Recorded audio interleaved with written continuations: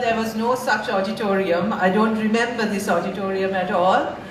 All our events, we had to go to the place across the road, which we shall not name. That's where we...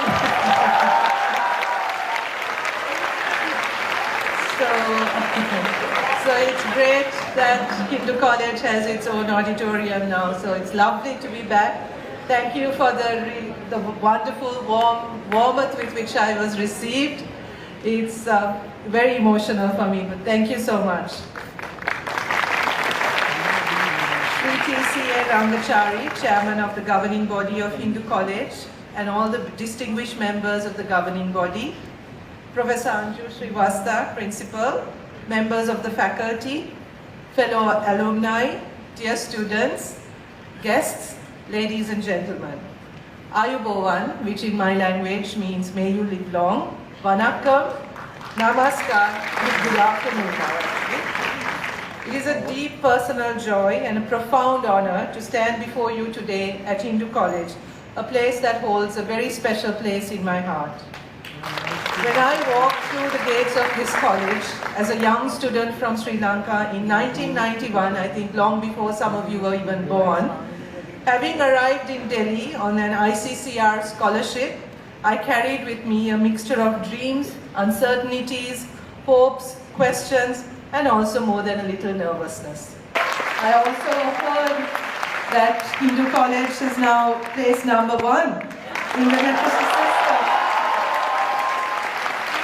So very proud to hear that. Well done, congratulations. 30-something years ago, when I was a sociology student, navigating the vibrant yet somewhat overwhelming streets of Delhi, the city was on the cusp of transformation. It was pre-liberalization India. Sri Lanka had already liberalized. India was making a much more gradual transition, and I remember arriving here and Pepsi had just begun. And that was seen as a big deal then. I remember the conversations that we used to have at the time, not just in the classrooms, I would say, especially not in the classrooms, but more on the lawns, over endless cups of Jai Singh's tea, chai, about social structures. Jai Singh's lawn still remains, but I don't think he's here any longer. I'm sorry to hear that. About all those conversations we had about inequality, feminism, human development that felt both urgent and necessary. Politics and myriad other subjects, films, drama, theatre, we talked about everything.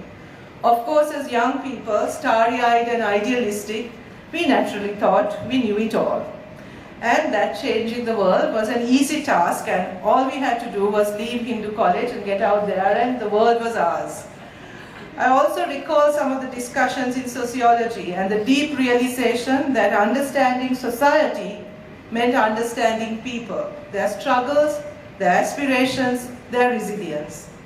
Just as much as I'm thankful to the government of India for making it possible for me to study at Hindu College, I'm grateful to all my teachers, one of whom is still here, Ms. Achala. I think she's somewhere here.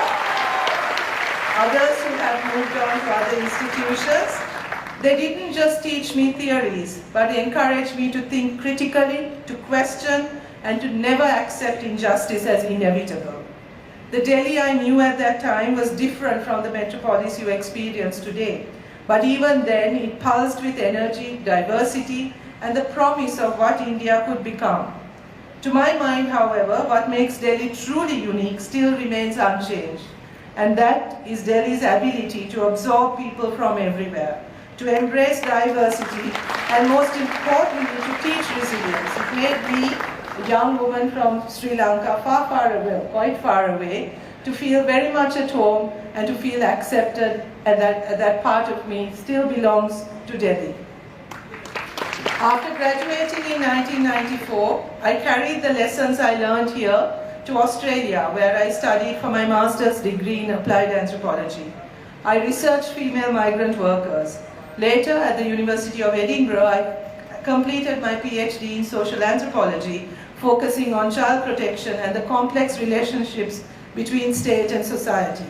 Reflecting now on my academic journey, whether it was teaching sociology at the Open University of Sri Lanka for over a decade, or conducting research on dissent, social justice, discrimination, youth issues, and human rights, I think the academic bearings that were instilled in me at Hindu College were never far from me.